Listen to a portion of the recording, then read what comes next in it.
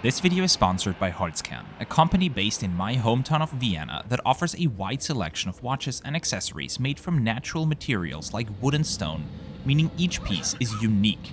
They make great Valentine's Day presents, and viewers of this video get 15% off their entire order plus the usual free worldwide express shipping when using the link and coupon code below.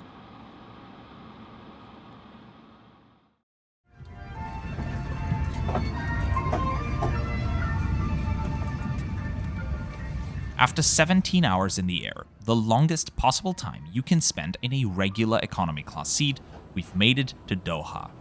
Auckland to Doha is the world's second longest non-stop route at the moment, and it was a brutal but enjoyable journey. The video about which is already available on our channel. Make sure to take a look at this video first. It's a unique flight to take. As if 17 hours weren't long enough already, we still have 6 more hours in the air together, traveling back home to Vienna, Austria. And our particular flight is to be operated by Qatar Airways Airbus A320. It's the smallest aircraft in their fleet, and after more than a decade in service, in dire need of a cabin refurbishment if they want to keep using it on mid-haul routes like this one. I'm excited to show you what it's like, but after already flying for 17 hours, I am also very excited to be back home soon. Let's not lose any more time and get going.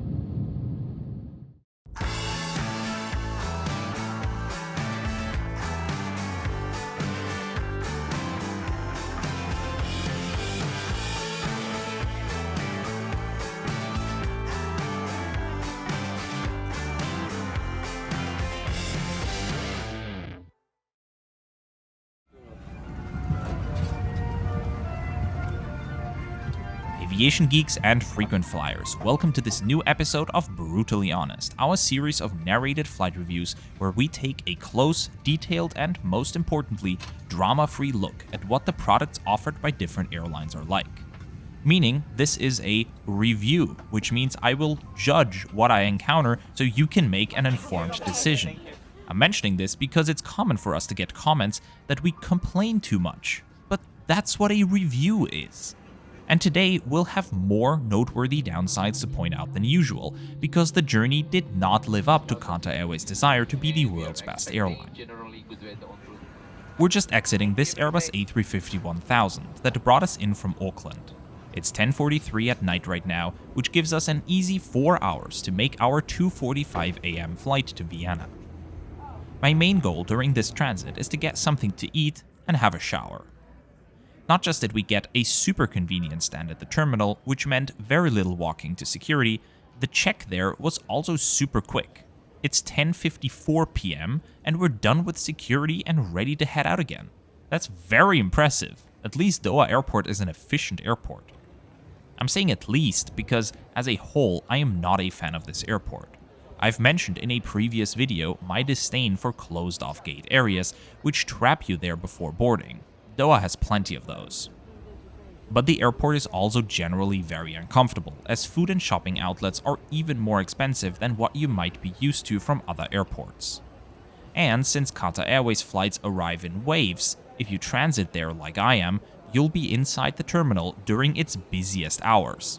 Unfortunately, the airport's facilities do not seem to be designed to handle this number of guests, which reduces the comfort for everyone. Let me show you this at the example of a pay-to-use lounge. Doha has a bunch of these lounges, which people like me can access using programs like Priority Pass or certain credit cards. Nowadays, there are a lot of people like me though, which means the lounge gets unbearably crowded. I just got myself an espresso and there is nowhere to sit. Look at this, there's not a single available seat anywhere. To the airport's credit though, they're keeping the lounge spotlessly clean. Usually, lounges like this look horrendous when they're so busy, but the staff is working super hard and are doing their best. Here's an observation I find amusing. See those dishes? What do they remind you of? Hummus, salad, and so on one side, sweet dishes on the other, cold, savory items, appetizers and desserts basically. But not just any. Those appear to be the exact ones Qatar Airways serves alongside their economy class dishes in flight, down to the plastic cups they're in. This is not a complaint, as Qatar Airways economy class catering is very good, but it does take away from the elegance of a lounge if you serve deconstructed economy class meals there. But there really isn't much elegance in this anyway. This was the Al Maha South Lounge. There's a fairly new Al Maha North Lounge that was way less crowded during my stay at the airport. So while still not great, the airport is doing its best to improve things. As for the shower, there are a few outlets called Sleepover available, where you can make use of private nap pods and rooms to take naps in and use their shower facilities. I opted for the latter, which was included in my Priority Pass membership too, but you may also opt to pay, and boy, was I happy to clean off the sweat and stench of a 17-hour economy flight. As part of the airport's latest extension, they added what they call the Orchard, an indoor green space to add tranquility to your travel experience. I am a huge fan of real plants in airports. They just calm me down so much. Often airports resort to plastic plants which, well, cheaper but easier to handle. But these are actual trees and bushes inside the building, and I love it so much. I can't help but think of Singapore Changi Airport's Jewel though, and I can just picture some airport executive in Doha being like, I want that too. Overall though, the airport is architecturally stunning and lately has also become more bearable from a passenger perspective. Still, the world's second best? Come on, Skytrax.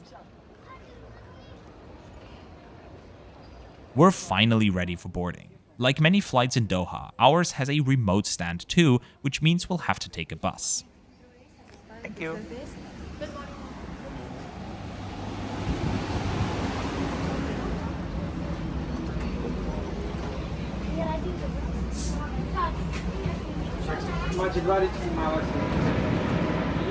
The 777 over there is about to depart to Paris Charles de Gaulle as QR41.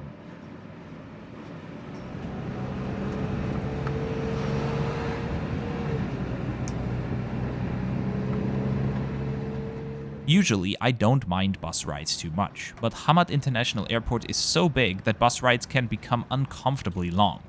According to the timestamps of my video clips, this bus ride took over 10 minutes. I know, doesn't sound too bad, but it's 2 in the morning, it's 30 degrees hot outside, and I just came off of a 17-hour flight. Believe me, it felt longer than 10 minutes. Taking us to Vienna tonight is Alpha 7 Alpha Hotel Yankee, a 2012-built Airbus A320. It's one of 27 A320s in Qatar Airways' fleet, which operate on the carrier's dense short-haul network, as well as selected mid-haul routes, such as to Kigali, Zanzibar, Budapest, and Vienna.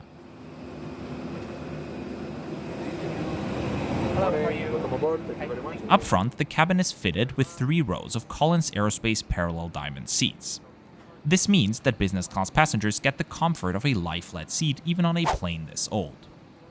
It is important to note though that not all of Qatar Airways A320s feature lie-flat seats in business class. The other version, which we have showcased on a flight from Doha to Erbil back in 2019, is fitted with Recaro CL4400 seats in business class and standard Recaro BL3530 slimline seats in economy class without an entertainment system. In rare circumstances, operational issues can lead to these A320s being used on mid-haul red-eye flights like this one, which I would say is unacceptable for an airline like Qatar Airways. Economy class on our plane consists of 120 of these older Recaro CL3620 seats in the A320's standard 3-3 layout. I'll spend the next 6 hours in 18F, a starboard side window seat. The headrest covers are made from a single-use fabric, and the entire headrest can be adjusted vertically with fixed ears adding to its comfort. Being 180 centimeters tall, the legroom is disappointingly small. While my knees have enough room, the seat is so low that stretching my legs is barely possible. And this plane is fitted with very large clunky hardware boxes. Older entertainment systems used to require these, and I've encountered them before aboard Qatar Airways Airbus A330, where they were equally bothersome.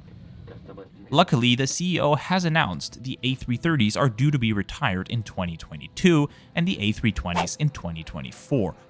Hold on, it's 2026. And they're both still here? Ugh. Beneath these seats, you will find universal power ports, which I highly appreciate. Another useful feature is the little extra compartment at the front of the seatback pocket. The seats also come with bifold tray tables and an adjustable entertainment touchscreen, to the sides of which are a coat hook and a USB-A port to charge smaller electronic devices. In the ceiling above, reading lights are installed, and you've got your own adjustable air vent. The audio port for the entertainment system is located on the inside of the armrest, ensuring it pokes your leg the entire time, plus it makes them break quite easily. The age of the screen really shows when compared to an iPhone 15 Pro Max, not much bigger anymore. A blanket and pillow are provided too, once again with a fairly scratchy single-use cover. Compare that to Etihad, for example, where you'll find much softer, reusable fabric covers. Sounds like a small thing to whine about, but when trying to sleep in economy class, this can honestly make a big difference.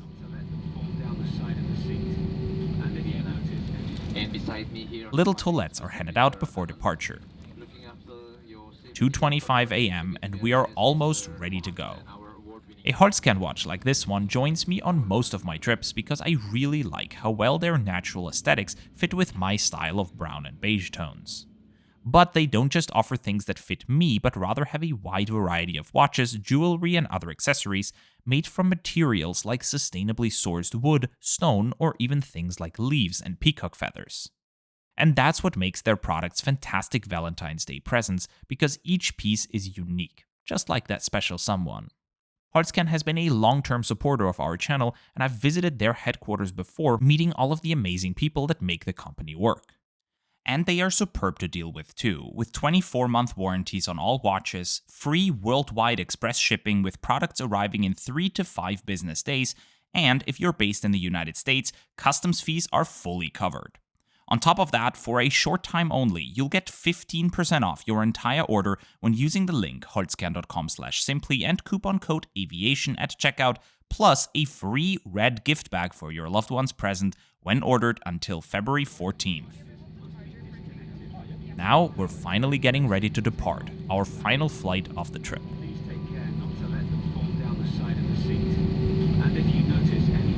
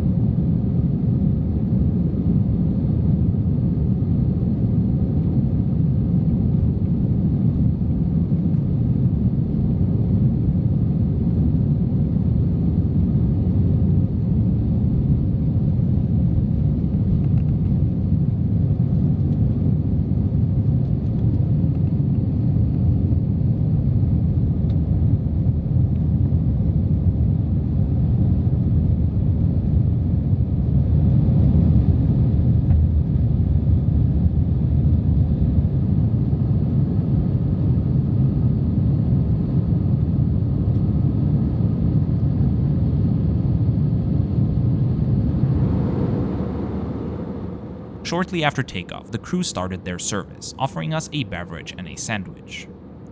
Our choice was between a vegetarian sandwich or one with chicken, where I went with the latter. Cuisine is a cute play on words. Along with it, I once again went for the airline's signature mango bellini, which is mango juice with club soda and optionally some other things. For a sandwich, the quality is alright. I had way worse on a plane. But for an airline like Qatar on a flight of this length, I honestly would have expected a hot meal service. Afterwards, little bottles of water were handed out too. As we're cozying up for the night, let's have a look at what the in-flight entertainment system has to offer. The interface looks the same compared to the one we encountered aboard the Airbus A320-1000 just now. You can tell the touchscreen isn't the newest anymore. Content-wise, the selection is alright for the length of flights this aircraft operates. Obviously, it's a notably slimmer variety compared to the one aboard the A350. There are a bunch of movies, an audio library, TV shows, a dedicated kit section, and an old 2D in-flight mapping application. Compared to their A350, it's night and day, no question about it. But that's almost an unfair comparison. For an Airbus A320 to even have an in-flight entertainment system installed is fantastic. You won't find that on most European airlines, so I'm certainly grateful for it being available at all. Cruising through the night with gas flaring across Iraq and Iran, illuminating the night sky. This happens when you drill for oil because there's always some gas that comes with it, and for safety and a lack of infrastructure to capture it, it's often just burned off. Speaking of releasing dangerous gases, the lavatories of this plane are small but have got everything you need, including a changing table, some paper cups for when you brush your teeth, face and hand towels, hand soap, and eau de toilette.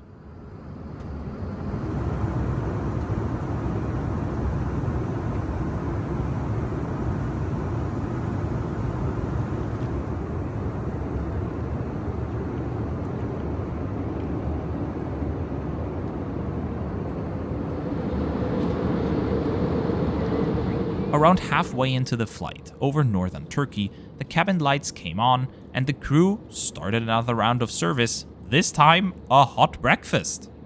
I honestly did not expect this after the sandwich they handed out in the beginning. I was sure that was gonna be it. A snack service and a full meal service on a 5.5-hour flight that departs in the middle of the night is incredibly impressive.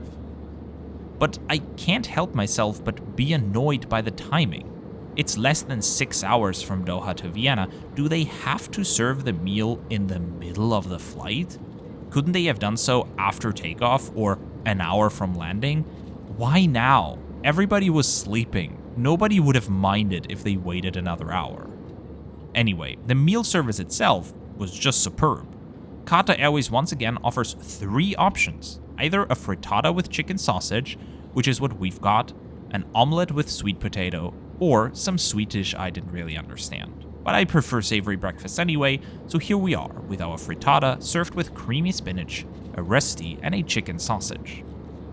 Alongside our breakfast dish, we received a warm croissant and some strawberry jam, as well as a bottle of water, a cup of raspberry yogurt, and some fresh fruit. And come on, these are the same plastic cups we saw in the lounge, aren't they? To drink, my morning combo of coffee and orange juice, and once again some metal cutlery. The beverage selection is extensive and includes complimentary alcoholic drinks too. They even offer real French sparkling wine in economy class, with their brand of choice currently seeming to be Vin Bal. It's basically champagne, but just from a different region of France.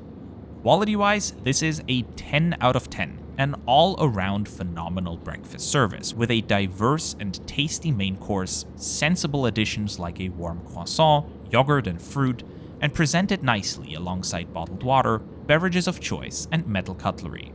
There really is nothing they could have done better in this regard. What continues to puzzle me is the timing. So let me get this straight. We departed Doha shortly before 3 in the morning. Got a sandwich after takeoff, lights off, and everyone went to sleep. Then, 2 hours after that, lights back on, a full hot breakfast is served, but we're not at the end of the flight, we still have another 2 hours to go, so now lights are off again and we go back to sleep? What the intention here is continues to elude me.